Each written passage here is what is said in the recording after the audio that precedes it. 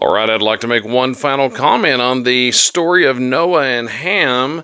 And this story starts off with everyone coming out of the ark into an entirely different world. Everyone, every place, everything they ever knew is gone, all except for the 7 other people that they're looking at, probably going through the worst PTSD of their life. Noah probably having it the worst, him and his wife, because they're the oldest and knew more people. Noah gets drunk, and we don't want to make excuse for sin, but at the same time, let's consider what he had gone through. And Ham somehow dishonors him. We'll leave it at that. Look at the previous videos for the different theories. Now, I want to notice one thing here before we close this off. The curse went to Canaan, and many times that's the way it worked in the ancient times.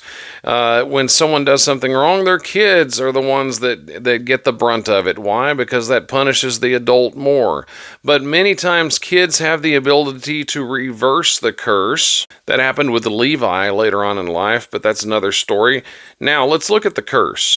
The curse was upon Canaan. Noah, probably Ham's firstborn, got demoted to last in line. That's why he's mentioned last in the genealogies. But notice, he says, "Cursed be Canaan, a servant of servants shall he be unto his brethren." That's Japheth and Shem. And he said, "Blessed be the Lord God of Shem, and Canaan shall be his servant." Now, Shem is the ancestor of the Chaldeans, also the Israelites, different Arabic tribes. And it is true that the Canaanites were servants of the Israelites. If you read the book of Judges, yes, they were not completely subdued. And many times they were put into slavery to the Israelites. They were also made slaves unto the Chaldeans and also to the Elamites. Those are nations that came out of Shem.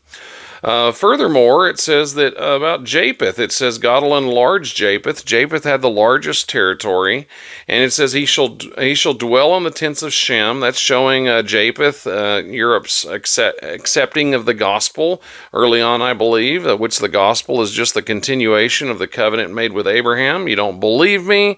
Read Galatians 3:27 through 29. It ain't replacement theology. I don't want to hear any of that. It's covenant theology. It's biblical theology. Okay, there's only one covenant. There's not one for the Jews and one for everyone else. Sorry. Pet peeve of mine. Read Galatians, read Romans about the tree. It's all over the place. But notice it says Canaan will be their servant. How did that happen? Well, the Carthaginians, those came from Phoenicia, which were Canaanites. They served Rome in the famous battles with Hannibal. They lost